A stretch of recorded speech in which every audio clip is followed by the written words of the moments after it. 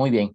Entonces, nosotros, Jaime, Ajá. ahora formalmente, buenas tardes. Nosotros vimos o nos enfocamos en todas las bases que de alguna forma fundamentan la autoscopía, ¿verdad? Y dentro de ese proceso llegamos hasta el protocolo de 9 pasos. 9 pasos para hacer la autoscopía. El primer paso, a manera de resumen, es inducir un estado. Y una vez que accedemos a Sí. los indicadores que nos permiten identificar que la persona está en el estado, digamos el parpadeo, los posibles cambios en la coloración de la piel, la relajación, los cambios en el ritmo respiratorio, la deglución, entonces le vas a proponer que conecte con un lugar sagrado. ¿Por qué un lugar sagrado? En primera instancia, porque cuando hablamos de lugar sagrado es ese lugar donde comúnmente las personas van a pedir que ocurra un milagro, van porque sienten que en esos lugares conectan con algo más allá de ellos, ¿verdad? Con esa entidad superior o con el universo o con su conciencia interior. Entonces, estamos creando como un terreno fértil para que la persona pueda vivir experiencias transpersonales incluso. Luego es la disociación, la capacidad de verte frente a ti, aunque en una temporada o en un espacio diferente, como cuando eras niño, muy niño y demás. Y que esa imagen viaje al interior del cuerpo, que puede ser a los pulmones, puede ser al estómago, puede ser al corazón. Desde ahí visualizar ese órgano y agradecer una especie de reconciliación con el cuerpo, algo que vamos a estar viendo también en el material de banda gástrica. Y a partir de ahí vamos a ir a la zona del síntoma, la zona que es comúnmente el motivo de consulta que trae la persona, ¿verdad? La pregunta es, bueno, cuando es físico es fácil, ¿verdad? Porque la persona dice, bueno, tengo un problema en la rodilla, tengo ahí un dolor en la rodilla. Y ese niño, esa niña puede viajar hacia esa zona de la rodilla. Pero cuando es emocional o es psicológico, ¿a dónde va a viajar? Y tú le vas a preguntar, eso que vives, eso que estás viviendo, ¿dónde lo sientes? ¿Dónde lo sientes? No lo siento aquí en el pecho, en mi corazón o aquí en mi cabeza, ¿verdad? Y a partir de ahí lo vas a llevar a esa zona donde la persona lo siente, ¿verdad? Sí. Y desde ahí, garantizando que la persona se encuentre en un estado de conciencia eh, especial como lo es la hipnosis, le vas a solicitar o le vas a decir que en un conteo del 1 al 3 va a acceder a la memoria de esa zona, le va a solicitar que le conecte con la experiencia o la escena que generó esa condición. Eso es lo que vamos a hacer. Ok. Y una vez que la persona conecte, entonces vamos a pasar a intentar reprogramar o resignificar esa experiencia, ¿verdad? Que es el paso número 9. Pero Ok. a veces la persona te dice, no me llega nada. Cuando le dices, y vas a ir ahí a esa zona de tu cuerpo y le vas a preguntar de dónde viene. Y a partir de ahí le Ajá. vas a pedir 1, 2, 3, ¿qué está llegando? Y quizás te diga, no me llega nada. Tú ahí le puedes Ok. decir, despreocúpate. A veces llega ahora o a veces mientras duermes. Tan solo masajea profundo, muy profundo ahí donde estás. Accede a esa memoria, recuerda que tu cuerpo lo registra todo y vas a sentir cómo conectas con esa escena, con esa experiencia. Y digo 1 y masajea más profundo, digo 2, digo 3. ¿Qué te llega? Ahora, algo más aquí, un detalle, es que tú como terapeuta descubras si la persona no accede en primera instancia porque no está en un adecuado estado hipnótico. Eso sería lo primero, que la persona sí esté en un adecuado estado hipnótico para poder para poder generar esa posibilidad, esa condición, ¿verdad? Eso es lo primero que debe de ocurrir dentro de ese proceso, que la persona esté en el adecuado estado hipnótico. Si no está en el adecuado estado hipnótico, entonces lo que toca es profundizar el estado y quizás tengas que decirle, voy a realizar un conteo del 1 al 5 o del 5 al 1, y en la medida que descienda en ese conteo, tú te vas a relajar más, y digo 5, y tu cuerpo se relaja, 4, más y más relajado, 3, y vas generando ese estado, vas a observar los signos y a partir de ahí entonces que le vas a pedir nuevamente que masajee, que le pida a ese órgano o a esa zona que le lleve a la experiencia que generó esa condición, que generó ese problema. Pero eso se lo vas a pedir también, idealmente, en los códigos del consultante. Si la persona dice, es que tengo aquí o siento en el pecho como si me estuvieran oprimiendo, tú le puedes decir, bueno, vas a conectar con esa experiencia en la que viviste como si te estuvieran oprimiendo el pecho, ¿verdad? Ok.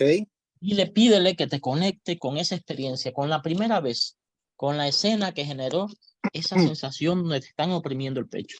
Porque eso, usando los patrones o los códigos lingüísticos del consultante, te va a llevar a la experiencia. Y bueno, desde ahí viene la resignificación, que sobre eso vamos a hablar hoy un poco más. Hasta ahí vamos juntos. Sí. Excelente. Ahora, esta es la forma, como decíamos, en la que vamos a realizar la autoscopía para el consultante, donde hay un especialista, donde usted le va a proponer eso o va a guiar la experiencia del consultante. La otra opción es la propia autoscopía, la que va a realizar el consultante en su casa. Y esa tiene un valor importante, porque esa es esa forma particular de autohipnosis que va a desarrollar el consultante. Ahora, algo importante tener en cuenta, y es un aporte de Ernest Rossi, que fue un discípulo, un estudiante de Erickson, se dedicó más a la parte psicobiológica y demás, y él hablaba de ritmos ultradianos, y se refería a esos momentos del día, decía él que alrededor de cada 60 minutos, cada 120 minutos, o sea, 1 hora, 2 horas, la mente automáticamente se iba hacia adentro. Y eso podría aprovecharse para favorecer la reflexión, la introspección y todo esto. Un horario adecuado, un horario ideal es el horario de la noche cuando la persona vaya a dormir. Pero el mismo Joao decía, si tú quieres que la persona lo haga unos 10 minutos, tú le vas y al menos 3 veces a la semana, tú tienes que proponerle que lo haga por 15 minutos todos los días. Porque con suerte lo va a hacer uno. Porque las personas somos muy flojas, decía él, ¿no? Y esto es muy importante. O sea, tú le vas a pedir a la persona que en las noches, mientras sienta ese estado como si ya fuera a dormir cada noche, vaya hacia su interior y genere el estado deseado, ¿verdad? Genere a través de la respiración un estado y visualice a ese niño o a esa niña, quizás desinflamando, quizás cicatrizando, quizás reparando, quizás limpiando esa zona. Todo depende de lo que la persona necesite, ¿verdad? Eso es muy, muy importante. Entonces, ¿qué son los ritmos ultradianos? Serían ritmos psicobiológicos que tiene nuestro sistema, nuestro organismo, en los que va hacia el interior. Lo ideal es ser consciente de qué horarios o en qué momentos nos vamos hacia adentro, ¿verdad? Pero como la vida es tan dinámica, un momento ideal es en las noches cuando vamos a dormir. No tanto para reforzar lo que hiciste mal en el día o lo que te salió, sino para cerrar tus ojos, hacer algunas respiraciones en una postura cómoda, llevar la mirada hacia adentro, ir a esa zona que estás trabajando y quizás visualizar a ese niño o esa niña que está limpiando, reparando, desinflamando, sanando, ¿verdad? Lo que la persona necesita para ese momento.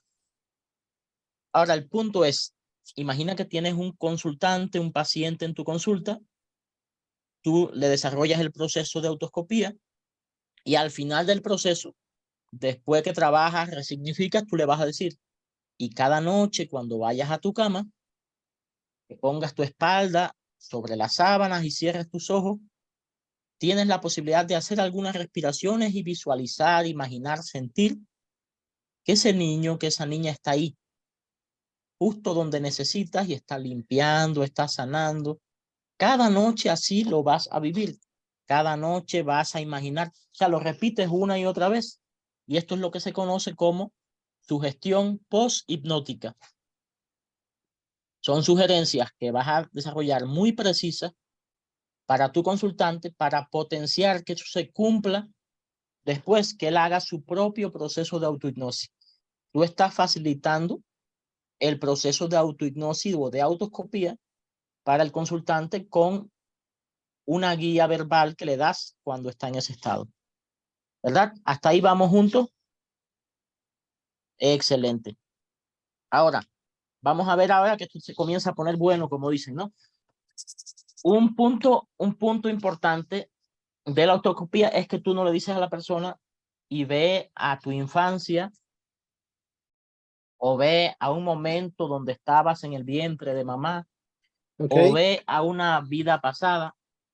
Tú le vas a decir al consultante, masajea esa zona del síntoma, conecta con la memoria celular de esa zona, ¿verdad? Y pídele que te conecte con la experiencia, que te traiga la experiencia que generó esa condición.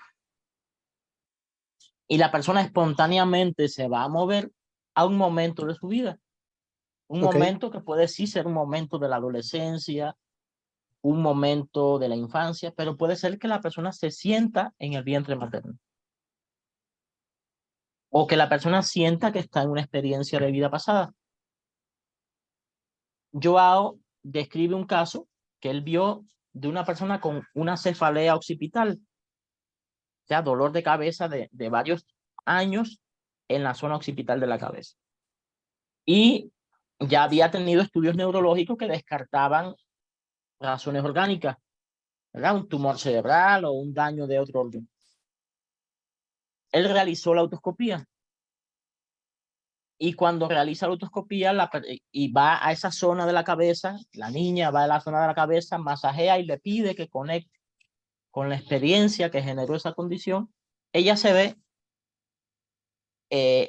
montada en un caballo, o sea, detrás de una pareja, de un hombre, que van por un espacio, aparece como una serpiente, el caballo se asusta, ella cae, se golpea la cabeza, comienza a desangrarse, y ella no logra despedirse de su pareja.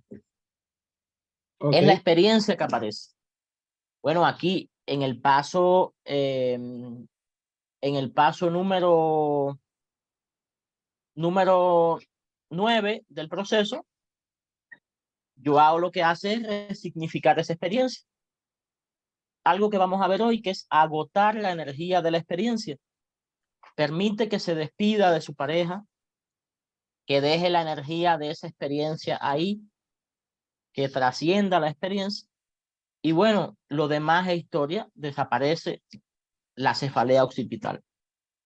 Se soluciona la cefalea occipital. O sea, él logró hacer en una sesión la resignificación necesaria y desaparece la cefalea.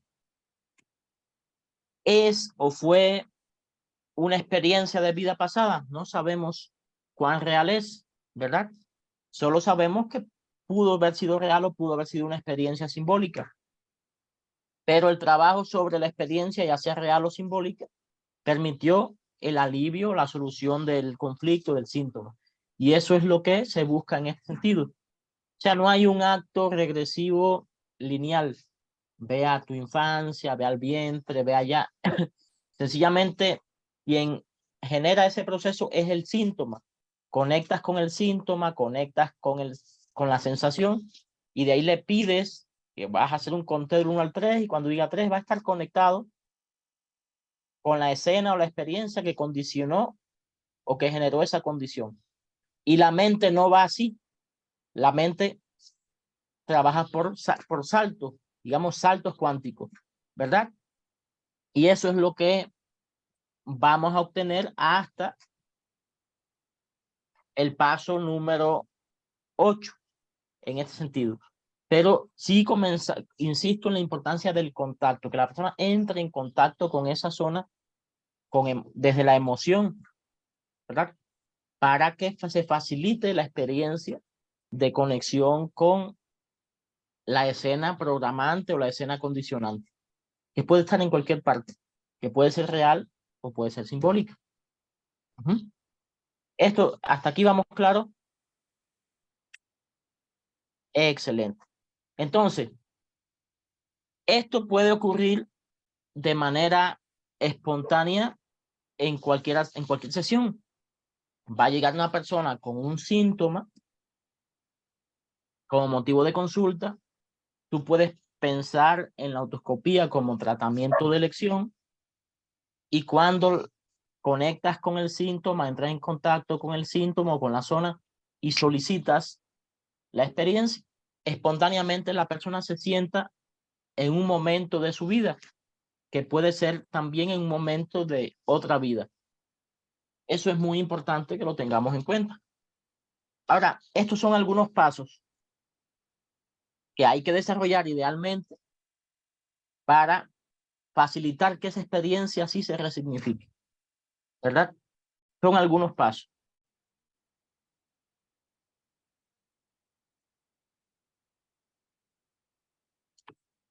Pero lo primero sería que la persona contacte bien con la experiencia. No podemos, digamos, evadir la experiencia o irnos por las ramas, sino que la persona entre en contacto con la experiencia. ¿Qué está viviendo la persona ahí? Recuerdas que tienes un lugar sagrado y ese lugar sagrado es un lugar de paz, idealmente. Si vemos que la persona está muy, digamos, impactada, muy activada por la experiencia, lo volvemos a conectar con su lugar sagrado como un recurso de contención, ¿verdad? Y desde ahí, entonces, que contacte más. Ese contactar es en todos los canales sensoriales, Jaime, ¿verdad? Digamos que ves en la experiencia, que escuchas, hay algún olor, hay alguna sensación, hay algún sabor. ¿Qué te dices? ¿Qué sientes? ¿Por qué es esto importante? Porque en gran medida cualquiera de estas vías sensoriales, quizás tú trabajas con preferencia por la experiencia visual, con lo que la persona está viendo. Sin embargo, en su vida actual, un estímulo auditivo puede, en gran medida, activar también esa respuesta. Entonces tenemos que, o idealmente, trabajar por todos los canales, que la persona sea consciente de lo que está viviendo. Ese es el contacto, ese es el paso número 1. Ahora, el paso número 2 es poner esa experiencia en movimiento. El paso número 2 es poner esa experiencia en movimiento. Hazme saber, Jaime, si me escuchas, porque creo que te desconectaste.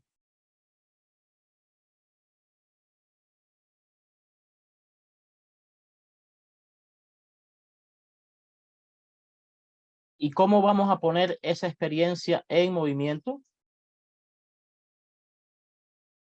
¿Cómo ponemos esa experiencia en movimiento? Pues es muy importante saber qué pasó antes, qué pasó después. Todo esto es importante, muy importante.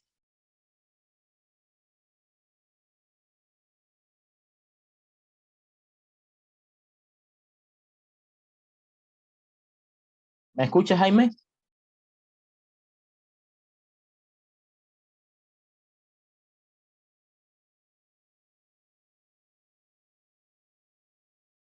Todo esto es muy importante.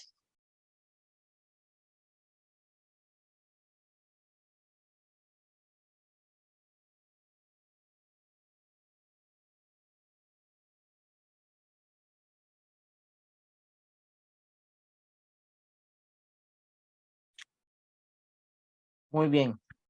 Hablábamos del contacto, la importancia del contacto por todas las vías sensoriales, porque lo que sucede a veces es que imagino una persona que fue asaltada. Fue asaltada mientras iba caminando por la calle, por un sitio donde había un olor particular, digamos una panadería, ¿verdad? Y a la vez, a nivel visual, habían, digamos, dos personas o un perro delante, una persona que iba con un perro. Y él iba entretenido observando el perro. Y viene alguien por detrás, le pone la mano en la espalda y la pistola en la nuca, ¿verdad? Esa persona vivió una experiencia por diversas vías sensoriales.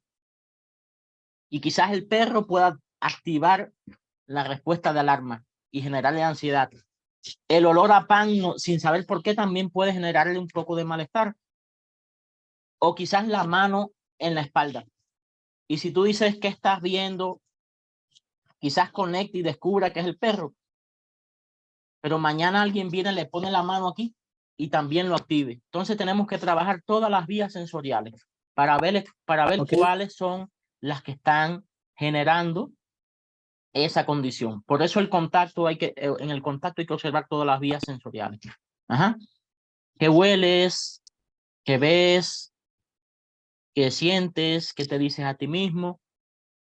¿Dónde lo sientes? Ahora, una vez que la persona entra en contacto con la experiencia, también es bueno ponerla en movimiento. ¿Y antes qué pasó? ¿Qué pasó antes? ¿Dónde estabas antes? ¿Qué estabas haciendo? Porque la experiencia o el biochoc en gran medida va a quedar como estático. Y cuando le damos ese foco, ¿qué pasó antes? Y bueno, ¿qué pasó después? Vete unos minutos después, ¿qué pasó? Ya comienza la persona a mover la experiencia, ¿verdad? La mente comienza no a verlo ya de manera secuencial y no como un foco estático. ¿Y qué pasó después? ¿Y qué pasó antes? ¿Y qué sientes que necesitas tú en esa experiencia? ¿Qué estás necesitando ahí? Pues necesito gritarle que es injusto lo que están haciendo, necesito gritarle que son traidores, necesito gritarle que me engañaron, ¿verdad? Grítalo, date permiso, hazlo. Eso es agotar la energía de la experiencia, canalizar o satisfacer las necesidades que quedaron frustradas para ese momento, ¿verdad? Entonces tenemos que entrar en contacto, mover la experiencia e ir agotando la energía, que la persona vaya resolviendo esas necesidades, ¿verdad? Y comúnmente, si es una experiencia de una vida pasada, es necesario llevarlo al momento de la muerte. Al momento donde ya trasciende esa experiencia. Muchas veces la experiencia que en sí accede, la persona es la experiencia en la que está muriendo, pero muchas veces no, muchas veces es que está siendo perseguido, ¿no? Y es importante llevar la experiencia del consultante en ese movimiento que vamos generando al momento de la muerte, llevarlo ahí. Ver, revisar, identificar las necesidades que tuvo en ese momento y expresarlas, ventilarlas, liberarlas, ¿verdad? Necesita despedirse de alguien, como la señora de Joao, la de la cefalea. Necesita gritar algo, necesita expresar algo para a partir de ahí trascender ese momento, ¿verdad? Trascender ese momento. Y comúnmente después de esto la persona va a vivir o sentir un momento de calma, va a sentir paz, incluso va a sentirse fuera de su cuerpo o sin cuerpo, que sería ese espacio entre vida que mencionan algunos autores. Esto aquí es importante porque la persona puede ver desde arriba o desde otra dimensión lo que estuvo pasando ahí, lo que pasó con su cuerpo y demás, ¿verdad? Lo que pasó con su cuerpo, lo que pasó con su familia. Ahí se dan dos opciones. Una, a veces la persona siente o vivencia que no se va, se quedó apegado a alguien o algo. Y queda como lo que quizás veas en el diplomado. ¿Sigues en el diplomado? Ajá. No. Lo que llamamos alma perdida. Un alma perdida es supuestamente esa alma que no trascendió la luz y se quedó apegado a algo o a alguien por un tiempo. Y ahí lo que haces es igual, ¿qué pasó después? ¿Qué pasó? ¿Qué pasó? Porque si está aquí ahora conversando contigo esa persona, es porque ya siguió su camino y reencarnó, digamos, ¿no? Si no, no pudiera estar hablando contigo. Pero lo que vas a facilitar en ese caso es la despedida o el movimiento de la experiencia, que pueda, a veces esto puede tener gran valor terapéutico, que la persona descubra, a qué, digamos, a qué vino nuevamente, cuál es su propósito de vida. Estando ahí en ese espacio que se considera espacio entre vida, siendo quizás un ser incorpóreo, un ser sin cuerpo, que la persona pueda identificar su propósito de vida, su misión de vida. Y eso como que le ayuda a veces a conectar o reconectar con su propósito en el aquí y ahora. Y puede tener gran valor terapéutico. A veces la persona dice, no lo sé, tú le puedes decir, pregúntale a tus guías, pregúntale a esas personas que están ahí o a esas personas que te acompañan, ¿verdad? Porque en ese espacio regularmente hay otras personas, a veces familiares, a veces guías. ¿Y qué pasa después?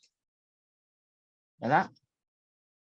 Un elemento importante, Jaime, dentro de ese proceso es la desidentificación de la experiencia. Que la persona se dé cuenta que eso fue en otro momento, en otra vida. Bueno, despídete de ese cuerpo, despídete, suelta y deposita toda la energía en ese momento para que puedas trascender al aquí y ahora. Ya tú no eres esa persona, ya tú no vives en esa experiencia, ya tú no vives en esa época. Y esa es la desidentificación de esa experiencia, porque la persona puede verse adulto, mayor, aunque sea joven, puede verse hombre, aunque sea mujer, ¿verdad? En otro cuerpo, se reconoce en otro cuerpo. Pero tú vas a intentar con palabras que se desidentifique, que ya deje de identificarse con esa condición. Y eso lo vas a hacer, bueno, ya tú no eres ese cuerpo, ya tú no estás en esa época, ya tú estás en otro momento. Despídete, deja toda la energía que necesites dejar ahí, porque una de las teorías de este proceso es que por la forma en que se da la muerte, por las promesas que se hicieron, por los mandatos que o lealtades que se desarrollaron, la persona hoy aquí las trajo consigo, los trajo consigo a este momento. Y tu objetivo es, de alguna forma, que se desapegue de ese tipo de experiencia, que se desidentifique. Y para eso, ¿no? Suelta la energía de esa experiencia, libérala, date cuenta que tú ya no eres ese cuerpo, date cuenta que tú no vives en esa época, date cuenta que tú ya no estás viviendo esa experiencia y vuelves al aquí y ahora liberado, liberada, conectado con tu nueva experiencia, con tu nueva misión, ¿verdad? Y posterior a eso, tú puedes o bien hacer la salida del estado hipnótico y luego preguntarle, o sea, ¿y qué aprendes de toda esa experiencia? ¿Verdad? ¿Qué has logrado aprender? ¿Qué sentido le das hoy? Ahora que ya sabes que es de otro momento, ¿qué sentido le das? Ahora que sabes que no tiene que ver con tu historia actual, ¿qué vas a hacer diferente? ¿Qué quieres hacer diferente? Para darle un significado o resignificar esa experiencia, recolocarla en el pasado y la persona pueda continuar con su vida sin esa lealtad, sin esa carga, digámoslo de esa manera. Esa sería básicamente y de forma general en esos 6 pasos estaríamos hablando de lo que podríamos hacer a grandes rasgos si la persona vive una experiencia que se considera de otra existencia. Que contacte bien con ella por todos los canales, que vea qué pasó antes, qué pasó después, que en cada momento pueda expresar lo que necesita, que en ese momento de la muerte pueda despedirse, pueda gritar, pueda depositar la energía, pueda darse cuenta de que él hoy no vive en ese momento, en ese cuerpo, en esa experiencia. Y bueno, ya que lo sabes, ¿qué quieres hacer diferente? Ahora que lo sabes, ¿qué vas a hacer diferente? Eso vienen a ser los pasos generales para tú abordar una experiencia de ese orden. Que como te decía, no tienes que decirle a nadie, vete a una vida pasada. Tú le vas a decir, conecta con la escena que generó esa condición, que generó ese síntoma. Y la persona espontáneamente va a llegar al lugar donde necesita trabajar. Ese es el punto, yo creo que más importante en ese sentido. Hasta aquí, ¿alguna pregunta? Puedes hacerla por chat, puedes escribirla en el chat si quieres. Sí.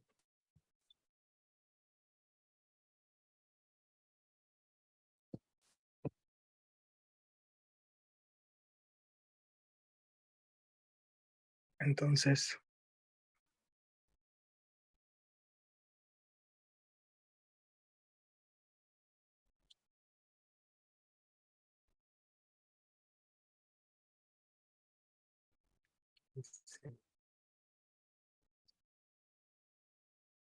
pasos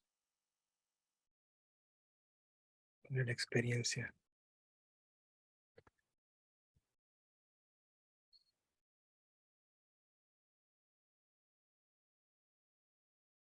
Puedes escribirla.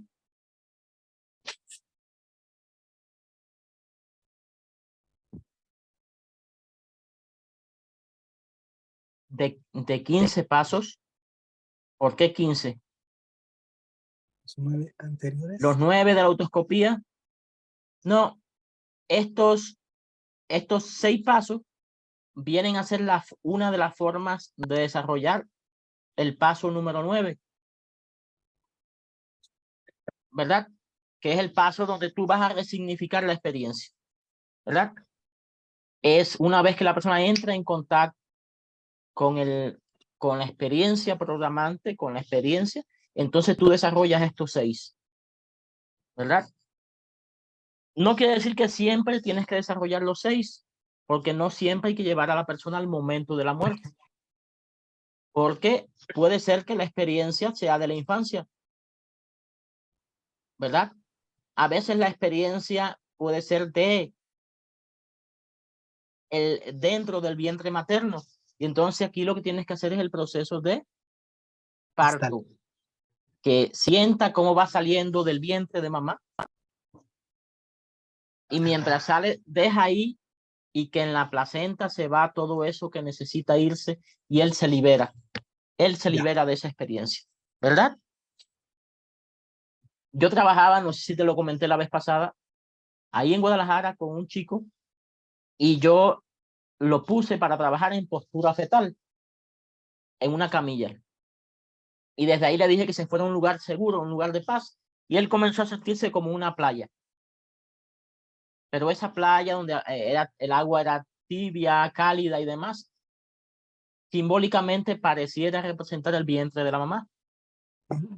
Y de ahí, yo le dije que de ahí fuera atrás en su vida, atrás en su historia, y él conectó con un momento en que iba en una barca Después nos comentaba que la ropa que llevaban era ropa como de otra época y que apareció otra barca y hundió la barca de ellos y se estaban ahogando, estaban muriendo las personas.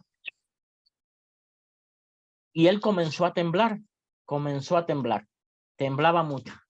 Y hubo un momento en que dejó de temblar y se sintió con mucha paz, que sería el momento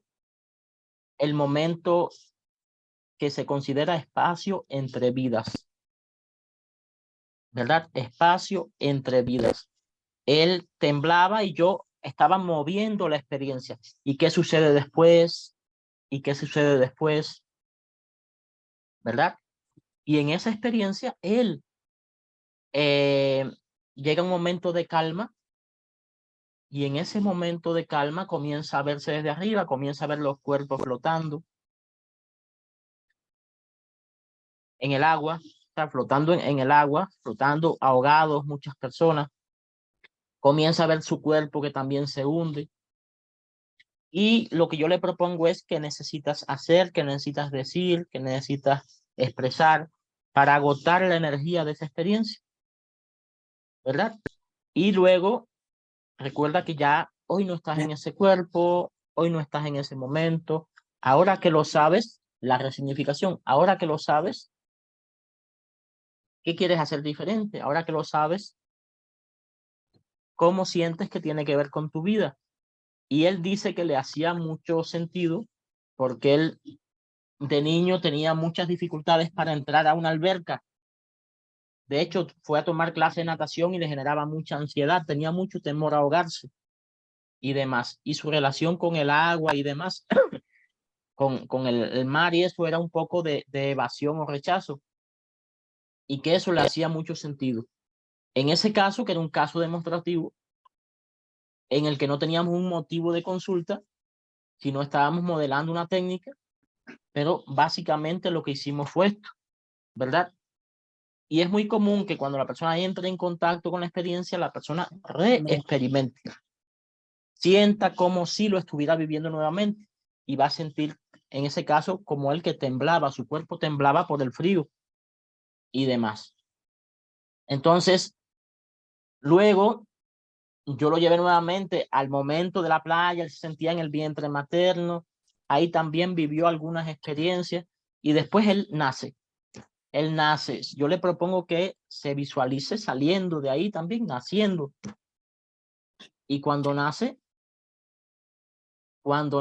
él deja esa energía, esos miedos, los deja ahí para que salgan independientes de él. Y cuando corten el cordón umbilical, quede en la parte de afuera, en la placenta. O sea, todo esto es simbólico para resignificar la experiencia.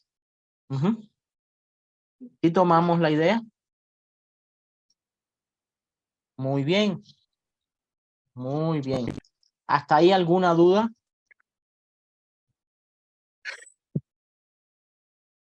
¿Quieres escribir algo en el chat?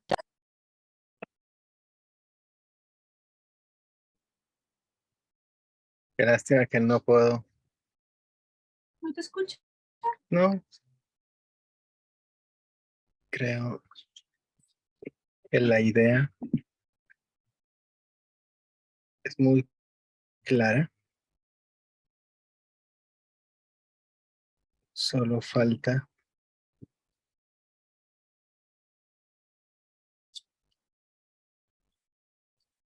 hice bien este tan buen protocolo. Eso necesito practicar. ¿Dónde? ¿Dónde? Digo que por eso me podía saludar a mamá cuando no era teléfono.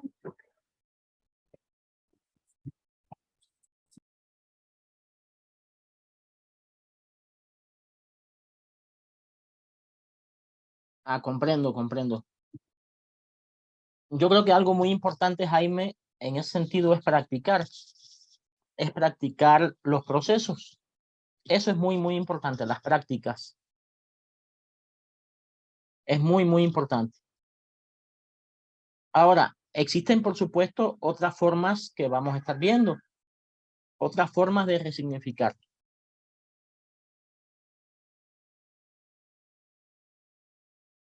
Otra forma básica de resignificar es el trabajo con los símbolos. Y yo creo que para iniciar, esa es una forma, digamos, muy adecuada para el inicio, porque es un recurso de contención. Si te quedas sin otro recurso, si sientes que no sabes qué hacer, tú le vas a proponer a tu consultante que deje que su mente convierta esa experiencia en un símbolo, el símbolo de esa experiencia, y que note cómo con cada respiración ese símbolo comienza a disolverse, a transformarse, a digerirse, a dejar en él o en ella solo eso que necesita y que todo lo otro se libera. Esa es una forma muy básica de trabajar la experiencia. Claro, para elegir, esta es una forma mucho más completa, pero si alguna vez estás trabajándolo y dices, bueno, ¿y aquí qué hago? Entonces tú le vas a decir, ahora permite que tu mente convierta esa experiencia en un símbolo. Deja que a tu mente aparezca el símbolo de esa experiencia. Un símbolo que puede ser un color, un olor, un objeto, un animal, puede ser todo, puede ser nada. ¿Verdad? Y conectado con ese símbolo, ya lo tienes, si no es una bola roja, ¿verdad? Brillante. Deja que ese símbolo comience a disolverse. Con cada respiración ese símbolo se disuelve. El símbolo de esa experiencia se transforma, se digiere, se integra, dejando en ti eso que necesitas, liberando aquello que ya pasó, porque es una experiencia del pasado y tu inconsciente es capaz de reconocer eso que ya no necesitas y deja que se disuelva, quizás cambie de color, le das alternativas, quizás cambie el tamaño, quizás cambie la forma, quizás se aleje, se acerque. Y ese proceso continúa ahora y mientras duermes. Cada noche cuando realizas tu autoscopía, el símbolo continúa transformándose, disolviéndose, ¿verdad? Es una forma, forma número 2, trabajo con el símbolo de la experiencia. Y eso podría ser en primera instancia un salvavidas, cuando el terapeuta también queda y dice, bueno, ¿y aquí qué hago? ¿Verdad? No quiere decir que no sea valioso, sino que es una forma de trabajo indirecto con la experiencia, ¿verdad? Y que tú puedes utilizar. Ahora, forma número 3. La forma número 3 es a través de historias terapéuticas o analogías. Historias o analogías. ¿Cómo se desarrolla eso? Milton Erickson tenía una forma básica y era la forma de trazar un paralelismo entre la experiencia que está viviendo el consultante y la historia que tú le vas a narrar, ¿verdad? Milton Erickson le hacía a todo el mundo el cuento del tío John. Y lo que hacía era que le decía, yo tengo un tío y mi tío John estuvo viviendo una situación de tal tipo. Era una situación muy parecida a la que está viviendo la persona, ¿verdad? Y el primer objetivo es el mismo, es el contacto. Que la persona sienta que lo que está diciendo el terapeuta tiene que ver con su propia situación, ¿verdad? Pero no es de él, es del tío. Y el tío vivió esto y vivió aquello, pero un día el tío hizo algo diferente, ¿verdad? Ese día el tío se dio cuenta que podía dejar todo eso atrás, que podía abandonarlo, ¿verdad? Le vas a dar entonces las opciones adaptativas o de solución que él no está teniendo en cuenta, pero que el tío sí las tuvo en cuenta. Y eso genera un referente para que el consultante tome acción o haga algo diferente. Y por último, El tercer punto es que el consultante pueda escuchar los cambios que vivió el tío. Y a partir de ese momento comenzó a respirar mucho más lento, a caminar despacio por la vida. A partir de ese día durmió a pierna suelta y profundo, muy profundo. Su piel comenzó a sentirse de tal forma o su intestino comenzó a relajarse. Todo depende de la situación que esté viviendo el consultante. Eso es sumamente importante. Entonces, esa tercera forma son el uso de analogías, historias o metáforas como un recurso indirecto de trabajo con la experiencia. Un recurso, Jaime, que es ideal para resignificar las experiencias. Es sumamente importante que la persona pueda sentir o tener, digamos, formas diferentes o trascendentes de resolver tu problema. Y tú le puedes hacer una historia terapéutica. Yo te voy a compartir formas muy específicas de cómo desarrollar esas metáforas, de cómo desarrollar la técnica en sí, ¿verdad? Los puntos para desarrollar esa técnica. ¿Ok? Y bueno, eso lo vamos a debatir en otro momento. O sea, una vez que tú hayas, o te voy a dejar de tarea que hagas algunas, que elabores algunas, y ahí las vamos evaluando. ¿Te parece bien? Okay. Muy bien. Entonces, un área muy particular donde podemos utilizar la autoscopía, como decíamos, en el caso de las alteraciones psicosomáticas, ¿verdad? En el cuerpo, los síntomas que son del cuerpo. Y para ello partimos muchas veces de esta idea que quizás tú has escuchado, que lo que llamamos enfermedad más bien corresponde con un programa especial de la naturaleza, ¿verdad? Un programa especial que tiene un sentido biológico, un sentido que no es muy racional, pero es un sentido asociado a una programación biológica arcaica que traemos todos. Entonces, que una persona se le ulcere la piel puede verse como un problema, pero desde este enfoque puede tener un sentido. No ocurre porque sí, ni es, digamos, la causa, sino más bien la consecuencia de una experiencia. Entonces, en ese sentido, nosotros vamos a trabajar partiendo de ese precepto. ¿Cómo lo hacemos? ¿Cómo lo hacemos? Pensemos, por ejemplo, para poner un ejemplo, las alteraciones de la piel, ¿verdad? Pensemos, por ejemplo, en el vitiligo. Una persona que tiene vitiligo. Tú le vas a preguntar a esa persona, a ver, ¿tienes diagnóstico? Esa es la primera pregunta. ¿Tienes diagnóstico de vitiligo? ¿Te has ido con un dermatólogo o un especialista y te ha diagnosticado o solo tienes una mancha y tú piensas que es eso? Porque es muy importante partir de un diagnóstico clínico, ¿verdad? Ese es un primer paso. El segundo paso, en ese sentido, es trazarte tú una hipótesis. Tú puedes decir, bueno, si es vitiligo y es despigmentación o pérdida de los melanocitos, quizás tenga que ver con que la persona necesita que a su cuerpo entre más luz desde la descodificación.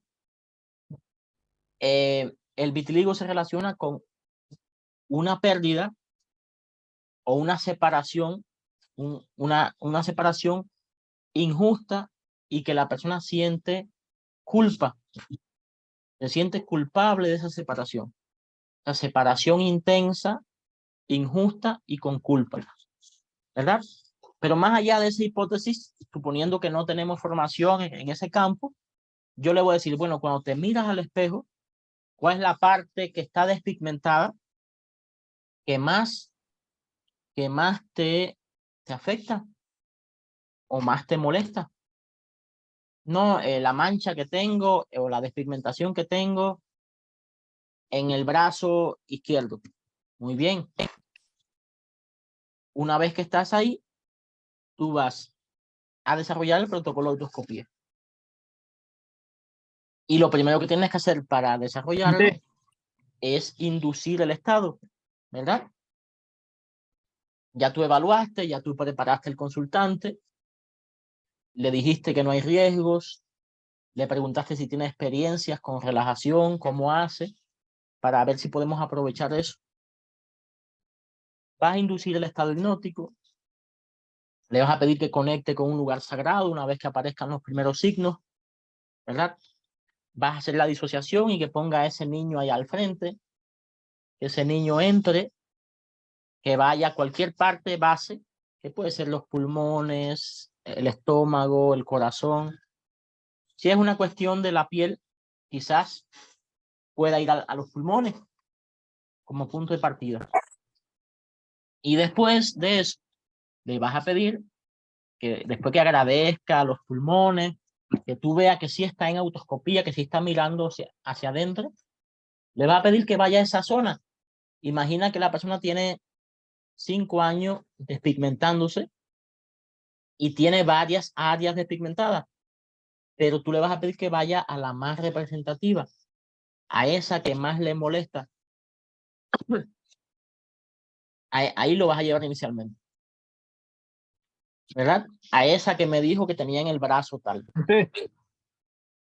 Pero ¿por dónde va a ir? Va a ir desde adentro.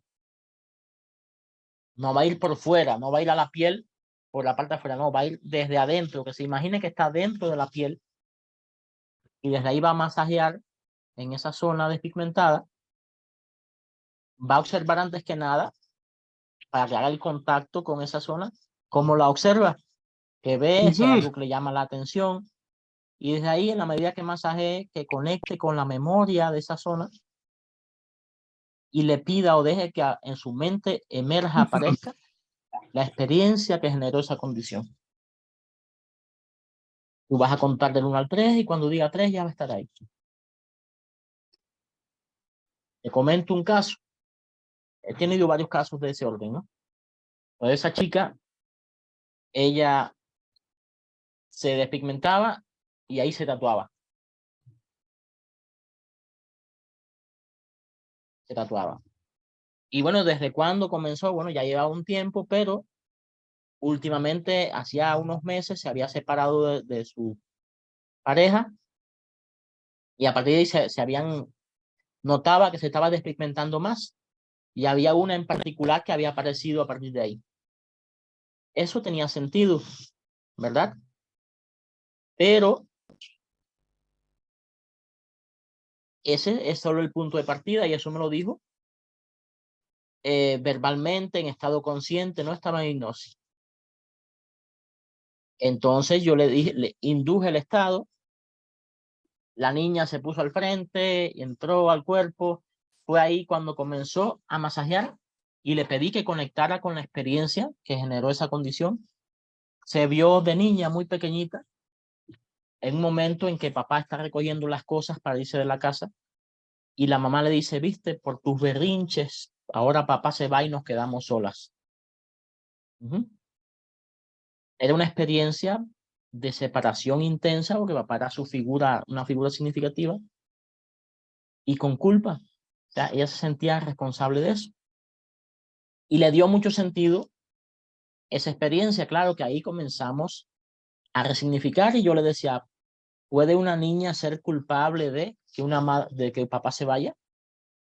¿Verdad? Para un poco que poner en cuestionamiento la sugerencia que daba la mamá. Eso como primer punto. La idea de conectar con momentos o conectar, decirle a papá, agotar la energía de la experiencia, decirle a papá lo que necesitaba decirle y demás. Y ella tomó en cuenta que a partir de la adolescencia ya comenzó a buscar en su vida hombres mayores para sus relaciones. Inconscientemente andaba buscando a papá. Andaba buscando de alguna forma a papá, pero se le hacía muy conflictiva toda esa experiencia, ¿verdad? Pero ¿dónde estaba la bronca? En esa experiencia temprana de separación intensa, donde ella se sentía culpable, y es ahí donde reparamos. Básicamente, lo que yo quiero que sepas es que aunque hablemos de alteraciones de la piel, que está en el plano superficial, ahí también hay que ir desde adentro, no desde afuera, desde adentro. Eso es un elemento técnico importante. El primero es que cuando induzca, tú veas que la persona sí está en hipnosis. El segundo, en este caso, es que te des cuenta que sí está en autoscopía. Y eso lo vas a saber cuando lo llevas al órgano base. Ese órgano, y que pueda verlo, decirte cómo ve sus pulmones, qué color tienen, qué textura. Eso ya te va a dar un sentido de si está o no está en autoscopía. Y bueno, después bajar la zona del síntoma, pero siempre desde adentro, nunca desde afuera. No importa que sea una alopecia, sea una parte donde no tiene pelo, puede ser donde sea, siempre por dentro. ¿Verdad? Esa es una norma dentro de este proceso. Veía yo a una mujer con psoriasis, la mancha, o sea, la placa de psoriasis más grande era en la pierna. Y cuando íbamos ahí, ella masajeaba desde adentro, masajeaba. Yo a veces hago así con mis manos mientras doy la orientación y masajea muy profundo, para generar a nivel sensorial mayor énfasis en la sugestión. Ella conectaba con un momento en que ella tuvo un problema con su pareja, se separaron y después descubrió que estaba embarazada. Y ella decidió abortar a ese niño que traía, a ese bebé, y nunca le dijo nada a la otra persona. Al final, a los meses se reconciliaron, volvió a quedar embarazada, tuvo un bebé y falleció. El bebé falleció. Y ella vivía esa experiencia con mucha culpa, porque dice, este fue un castigo de Dios por haber abortado antes. Era lo que se decía. Y estoy hablándote de una experiencia que hacía más de 20 años. Nunca le había dicho a su esposo y así la traía en su mente. ¿Qué había pasado? ¿Cuál era el desencadenante actual? Su hijo, otro hijo, después de eso tuvo 2 hijos. Pero su hijo, el primero de los 2 que nació, ese niño fue sobreprotegido. Ella, a partir de esas 2 experiencias, lo cuidó mucho, ¿verdad? Y su hijo se había casado y se había ido de casa. Ella había comprendido que ya era adulto, que debía irse, pero a nivel inconsciente estaba viviendo esa separación. Y esa separación se había dado en otros momentos también, cuando el hijo se fue a hacer el servicio militar lejos de casa. Se había llenado de psoriasis también.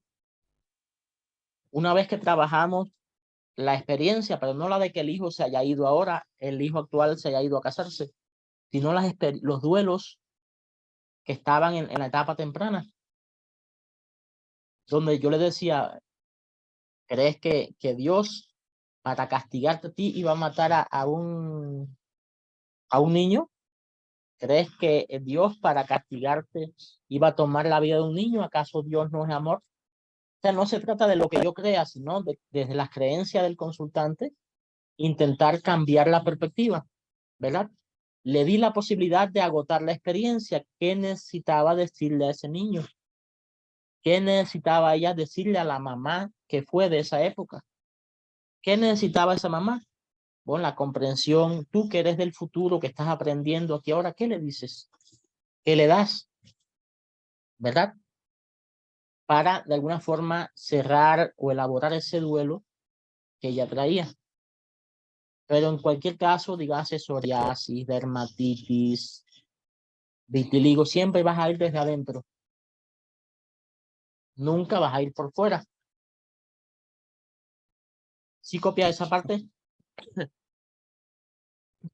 Pensemos una persona que tenga un problema en la vesícula. Pensemos en una persona con un problema en la vesícula. Vas a ir igual a la vesícula, vas a masajear, que conecte con la memoria de esa zona, que le pida, que le traiga la escena, y ahí va a aparecer la experiencia, ¿verdad? La experiencia con que se asocia esa condición si tuviera una base, digamos, psicosomática en ese sentido. ¿Hasta ahí vamos juntos? ¿Alguna pregunta que quieras hacer? ¿Quieres escribir? Voy a tomar un poco de agua.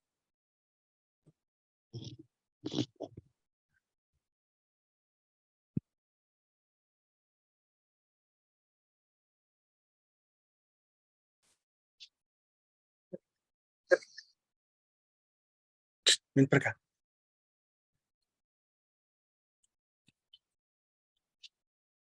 La sesión es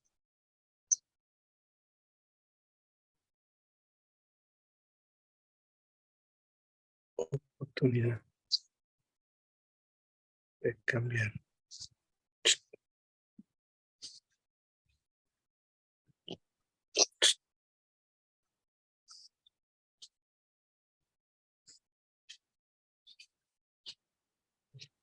Cambiar de diagnóstico clínico. No solo de forma objetiva, sino subjetiva, también, ¿verdad? Y en esa área, la homeopatía de mayor fuerza tiene lo subjetivo. Maravilloso.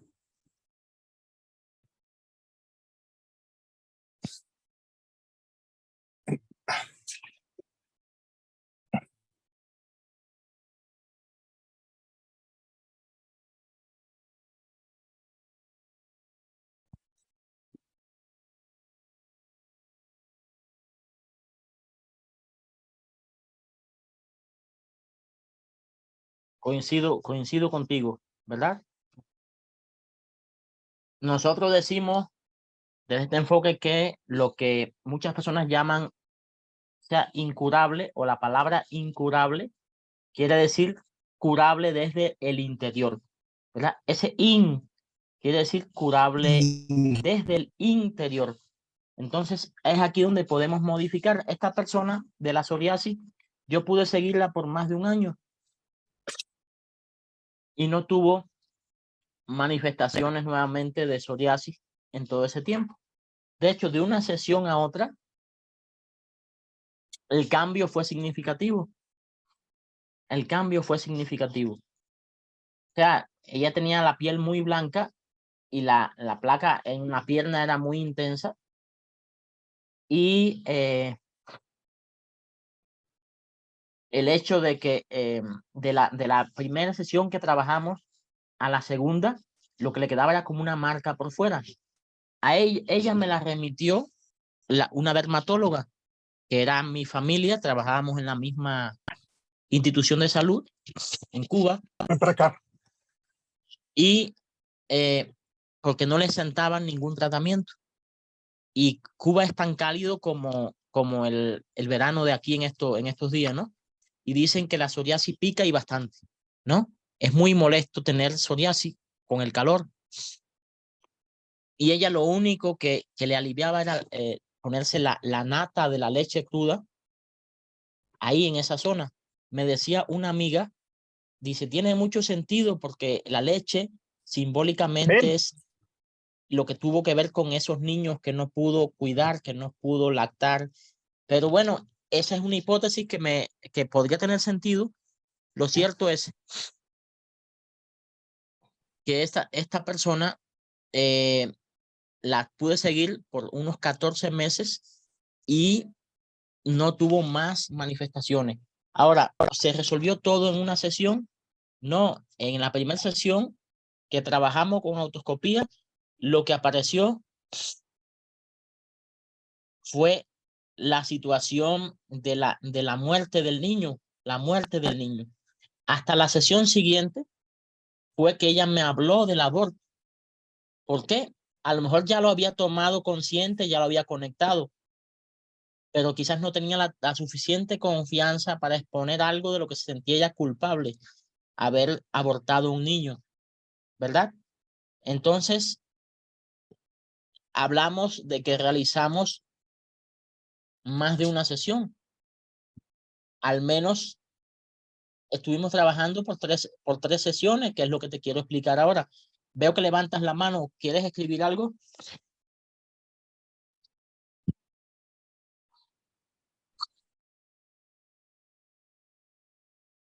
Respecto a cada sesión,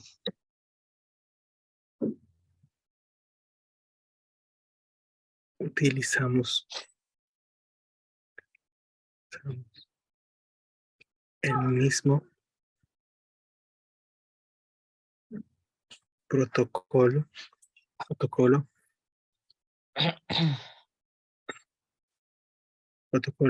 más la variación del paciente.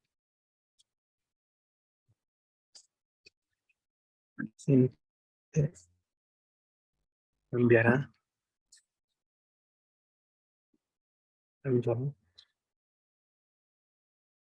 En este caso, lo debemos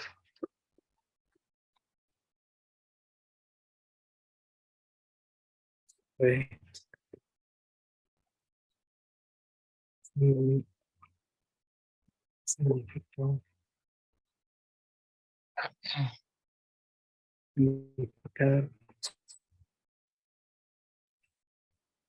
una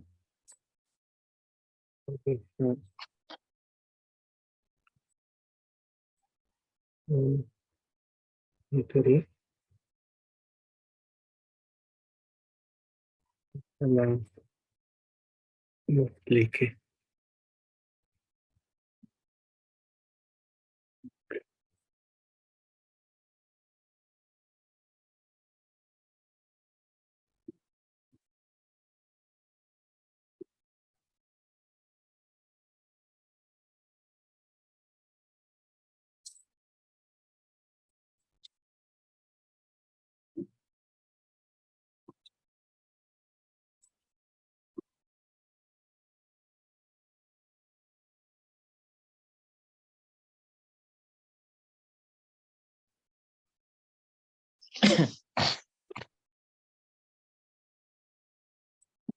No. Respecto a cada sesión, utilizamos el mismo protocolo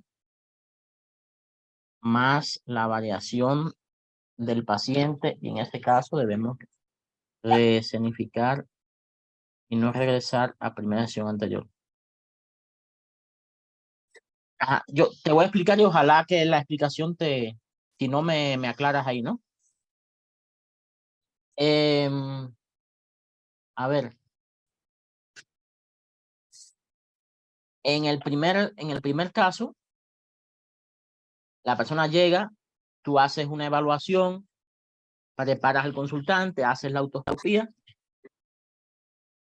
y quizás la persona acceda a la experiencia programante de una vez. Y tú empiezas a resignificar, a reeditar, a redecidir sobre esa experiencia, ¿no? que pueda decidir diferente. Edith Fiore, que fue una importante investigadora en el campo de las terapias regresivas, ella decía que ella había ayudado a morir a mucha gente en su consultorio, porque de alguna forma los llevaba al momento de la muerte, a vivir esa experiencia, a depositar y todo esto, ¿no? Pero a veces lo que hacía era redecidir la escena. Y eso consistía en que si la persona iba por aquí y por aquí se dañaba, le decía que se fuera por allá, que visualizara que lo estaba haciendo diferente, ¿verdad? Ahora vamos a suponer que tú haces, la persona, como en este caso, yo hago la autoscopía, la persona me dice que tiene que conectó con el momento en que muere su hijo, el bebé que había tenido, y ese bebé se muere. En esa experiencia, yo empiezo a trabajar esa experiencia, ¿verdad? Empiezo a trabajar esa experiencia para que se despida de ese bebé, para que se dé cuenta de qué estuvo necesitando ella de joven frente a esa experiencia, ¿verdad? Para elaborar un poco el duelo. Y le digo que igual el proceso va a continuar. Ahí tú le puedes, en tu caso, terminando la sesión, puedes orientarle a algún homeopático para colaborar con el proceso. O puedes darle alguna orientación terapéutica. Cuando la persona viene a consulta nuevamente, yo le digo que vaya nuevamente a esa zona, a la zona del síntoma, masajee y descubra o se dé cuenta de cómo está la zona, de qué ve ahí, ¿verdad? De cómo tiene, digamos, integrada la experiencia. Tú vas a verificar un poco eso. En ese caso particular que te narro, ella ahí me dice entonces que está, me narra la experiencia de el aborto voluntario. En la segunda sesión es que ella me narra esa experiencia. Quizás sintió más confianza, quizás sintió más segura, sintió que yo no la juzgué y entonces me habló. Y entonces yo empiezo en esa sesión a trabajar ese otro tema. Ese otro tema. En algún caso, o en ese caso, supongamos que no hubiera esa historia detrás. Yo la voy a inducir, le voy a proponer que revise la zona y quizás que comience a masajear, a reparar, a sanar esa experiencia, esa zona. Que visualice que la niña está limpiando, que está sanando, que está liberando toda la energía del pasado que está ahí y demás. Y que cada noche, cuando duerma, visualice que ese proceso está ocurriendo para ella, que visualice que su cuerpo está limpiando, está sanando toda esa zona. Eso sería lo que corresponde. O sea, ahí en ese caso, haces autoscopía, no nuevamente para diagnosticar, porque ya quizás está el diagnóstico, sino haces autoscopía para reparar, para sanar, para limpiar, para cicatrizar, desinflamar, para lo que sea. Y para reforzar ese proceso. Es muy importante reforzar ese proceso. No sé si eso en alguna medida responde. O sea, no siempre tienes que hacer lo mismo que en la primera sesión.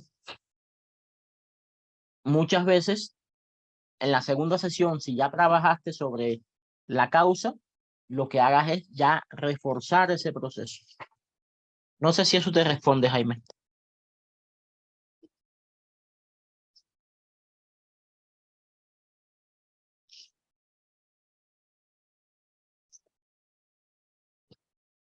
Te veo congelado ahí, no sé. No sé si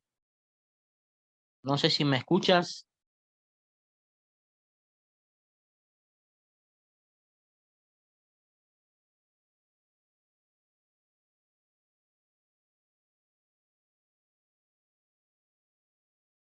El médico del servicio me propone histerectomía. Ella dice, mira, yo quiero tener más hijos. Entonces dice, bueno, podemos hacer una conización, eliminar toda esa zona gestionas la posibilidad de embarazarte, y una vez que sea lo más rápido posible, ahí haríamos histerectomía porque eres la paciente más importante en este momento del servicio, ¿verdad? Entonces, es necesario que lo hagas así. Ella comenzó a trabajar autoscopía.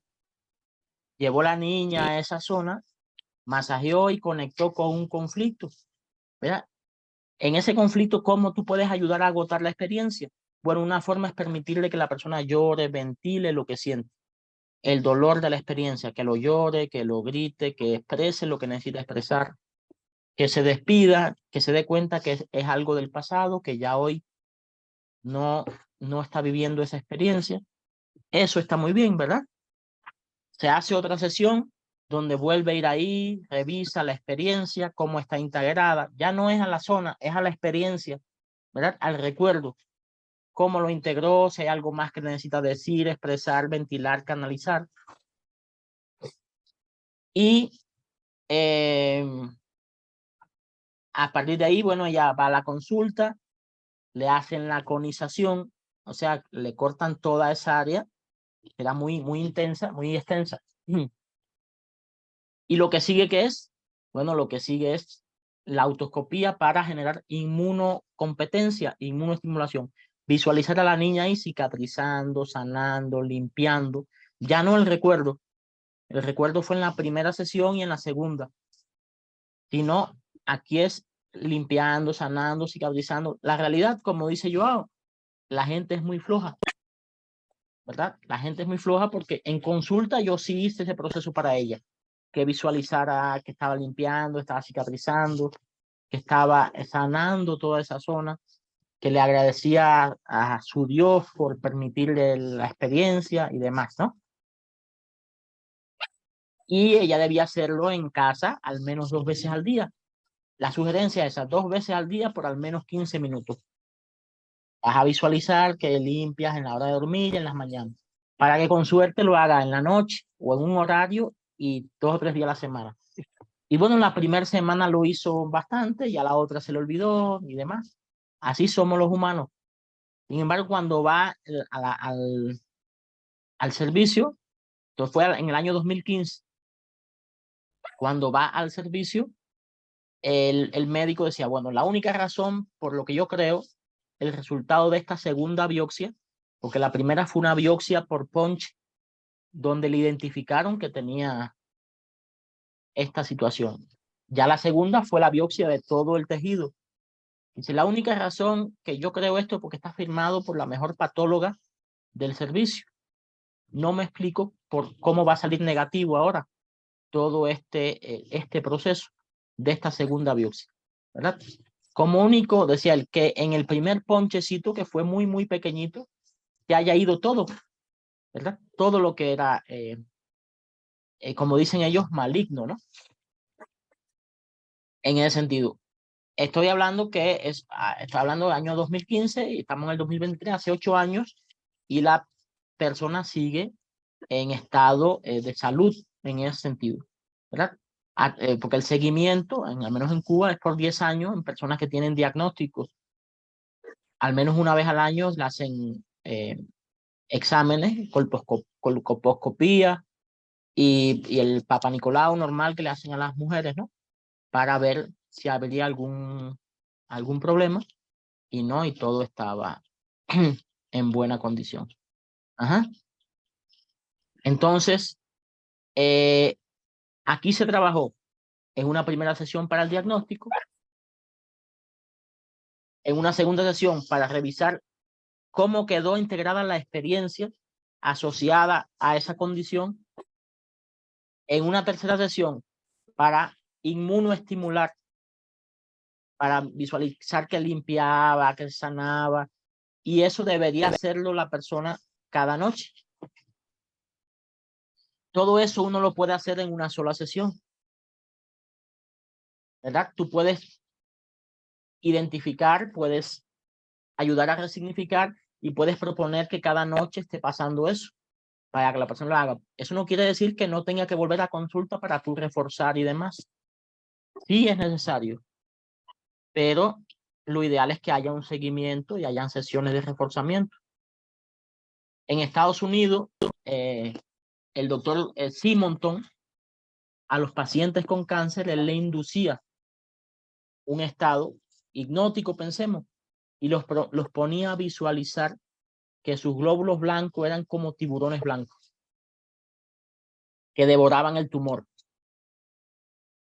Pacientes con cáncer, ¿no? Pensemos cáncer de hígado, ¿no? Imagina tus glóbulos blancos como tiburones blancos y van devorando y devorando y devorando el tumor y tu sistema inmunológico está muy fuerte y de día, de noche está trabajando, limpiando, ¿verdad?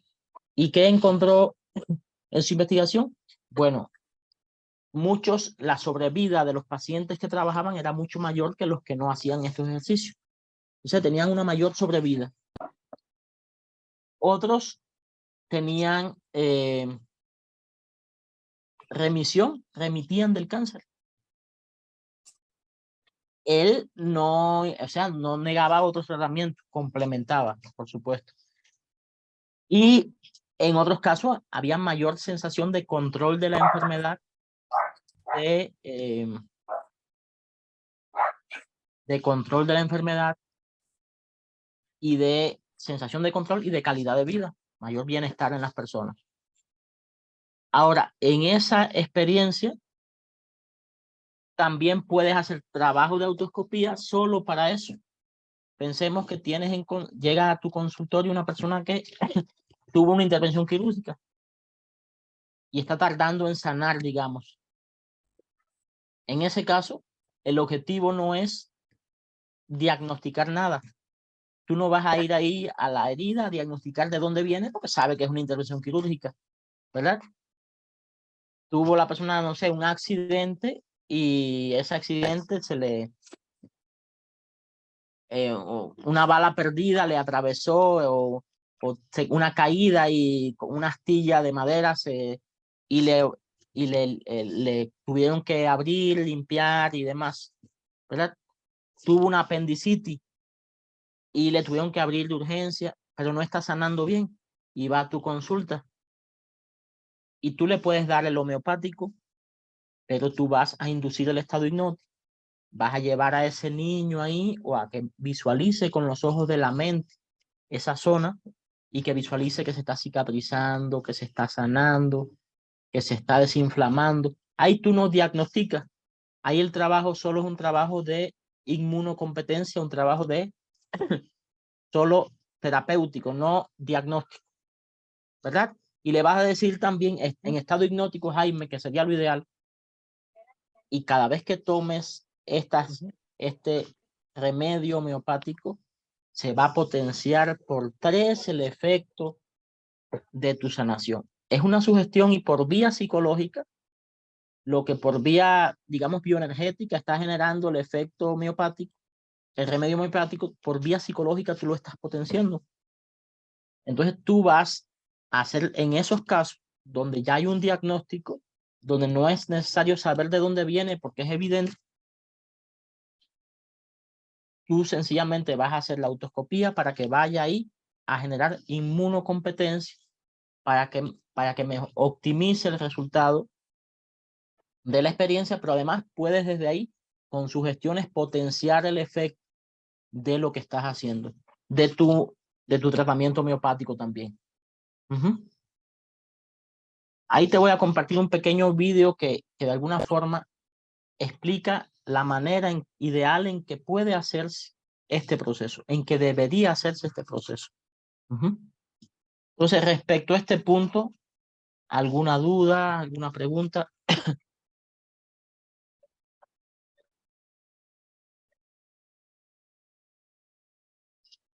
Entonces, estamos hablando que puedes usar la autoescopía con 3 objetivos. Tú puedes hacer autoescopía para diagnosticar y hacer el tratamiento con otra cosa. Con homeopatía, con otra forma terapéutica, con imanes, pero ya diagnosticaste de dónde viene. Y después que es un duelo, tú puedes hacer una silla vacía. Pensemos, una técnica y ya eso no es autoescopía. pero lo utilizaste en ese caso para diagnosticar. En otros casos, tú vas a utilizar la autoscopía solo, no para diagnosticar, sino para hacer la parte terapéutica. ¿Verdad? Accedes al conflicto o a la experiencia que generó la condición, quizás con una entrevista, quizás como en los casos de Simonton que te comento. Él era médico. Él no, quizás no tenía la visión que había una causa emocional o psicológica, psicosomática en el cáncer, ¿verdad? Él sencillamente creía que podía generar inmunocompetencia y utilizaba la técnica muy parecida, aunque no se llama autoscopía, para la parte curativa nada más, no para diagnosticar.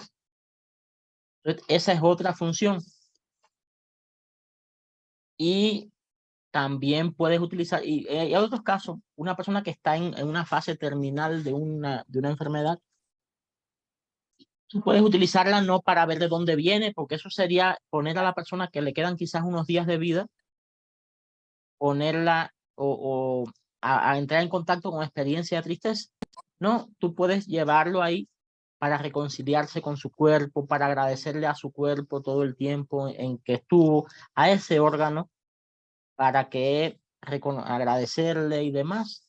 Y desde ahí potenciar, por ejemplo, su función de sueño, para que duerma mejor y tenga más calidad de vida, ¿verdad? El objetivo en ese caso de la hipnosis y la autoscopía no sería para diagnosticar, no sería para sanar, sino sería para una muerte con calidad de esa persona, porque ya en el estado que está, sería el objetivo terapéutico.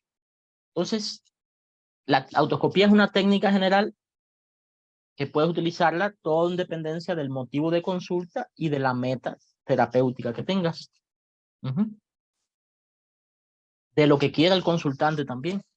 Porque a veces el consultante, como dicen, lo que quiere es algo sintomático, mejorar algo y ya. A mí no me interesa saber de dónde viene, no me preguntes ni me busques, que yo no estoy con intenciones. Al menos hoy no, quizás después te interese, pero tú vas a enfocar en ese sentido. En la técnica que vamos a ver de banda gástrica, utilizamos la autoscopía en la fase 2 del proceso. ¿Y para qué la utilizamos ahí? Ahí utilizamos la autoscopía solo para agradecerle al estómago, para reconciliarse con él y para preguntarle si está listo para el proceso de control de peso. O sea, no buscamos nada necesariamente, no tiene fin diagnóstico, sino agradécele a tu estómago por todos estos años que ha estado ahí para ti y pregúntale si está listo para iniciar un cambio saludable de control de peso, para conectar con tu peso saludable. Pregúntale. La respuesta quizás parezca ahora o quizás mientras duermas. Tan solo deja la pregunta abierta. Así le decimos nada más, ¿verdad? Entonces ahí no tiene el objetivo ni de inmunocompetencia, ni... No, solo es para pedir permiso al inconsciente, decimos. En ese sentido. ¿Ya te queda claro el proceso? ¿La idea? Muy bien.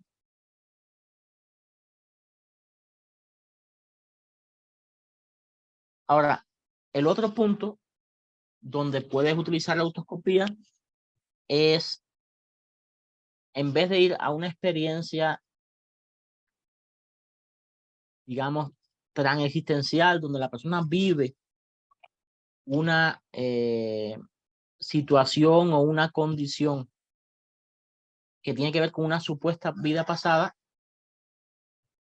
tiene que ver a veces con una experiencia de algo que ha pasado en la familia, un trauma generacional, un trauma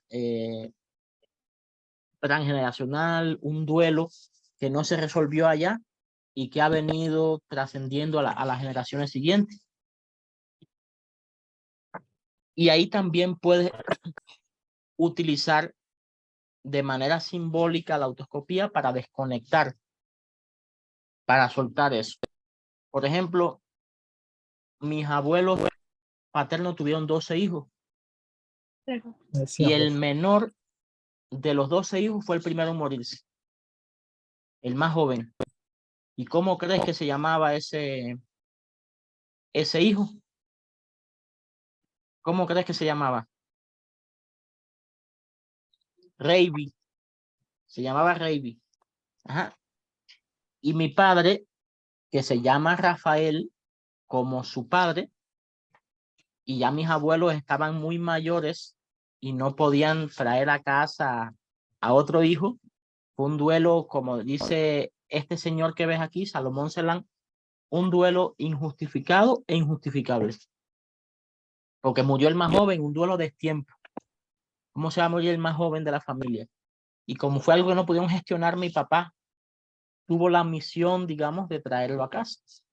Y el primer hijo varón que tuvo, ahí vino Reiby.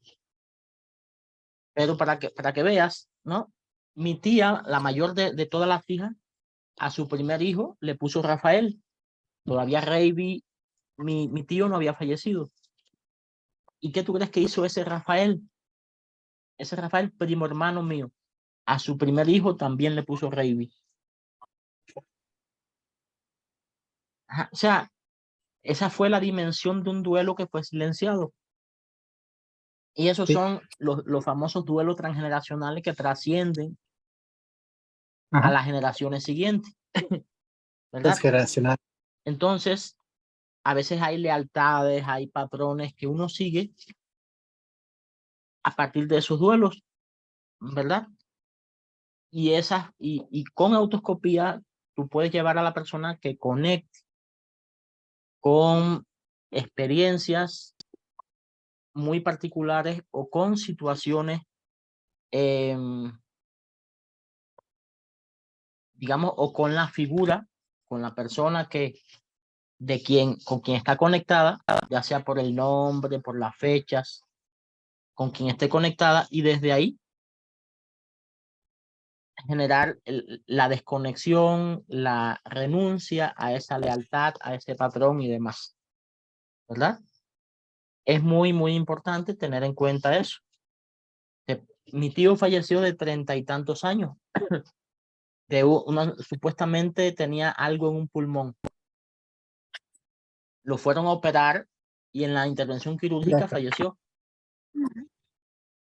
A su edad aproximadamente, o a la edad en que falleció, yo tuve una neumonía muy, muy, muy intensa, que no respondía a los tratamientos. Tuve que hacer como 3 ciclos diferentes de antibióticos porque no respondía a los tratamientos. A eso, desde este enfoque le llamamos ciclos biológicos memorizados, ¿verdad? La biología tiene memoria, ¿verdad? Y a la misma edad, aproximadamente en las mismas fechas, yo tuve esa condición. Entonces, ayudar a la persona a tomar conciencia, quizás en mi caso sería ir a esa zona de ese órgano y desde ahí, de dónde viene, puede conectarme a mí con la experiencia. O sea, no fue mi caso particular, yo no hice autoscopía en ese entonces, pero sí he visto muchas personas que cuando trabaja sobre el órgano no va a una vida pasada, va a una experiencia transgeneracional y conectan con alguien de la familia con el que están vinculados y desde ahí se trabaja esa experiencia. ¿Cómo se trabaja? De la misma manera. O sea, renuncio a cualquier lealtad, me desconecto, le ayudas a desidentificarse. Él es él, deja que se integre al lugar que corresponde. Yo soy yo. O sea, tú eres tú. Desconecta, renuncia a cualquier lealtad, agradécele por todo este proceso de aprendizaje, pero despídete para desconectar ese tipo de experiencia. Eso es sumamente importante tenerlo en cuenta. A veces, casarse con la idea de vidas pasadas es una idea reduccionista. La persona puede irse a una etapa temprana de la vida, puede irse a una supuesta vida pasada, pero también podría irse a conectar con un ancestro ¿verdad? Y desde ahí trabajas esa experiencia, de donde llegue. Pero pueden ser muchas variantes en ese sentido, las que aparezcan. Pero tú no obligas a nadie a que vaya a un lugar. Tú trabajas lo que aparezca, ¿verdad? Es una terapia Excelente. centrada en la persona. Confías en el inconsciente de la persona. Eso es sumamente importante en ese sentido, ¿verdad? Entonces, básico, eso es importante. ¿Hasta aquí tienes alguna pregunta? No, ahorita no. Yo te propongo entonces parar la grabación e irnos a la videollamada. ¿Te parece bien? Perfecto. Digo, si cuentas con tiempo hoy, si no las...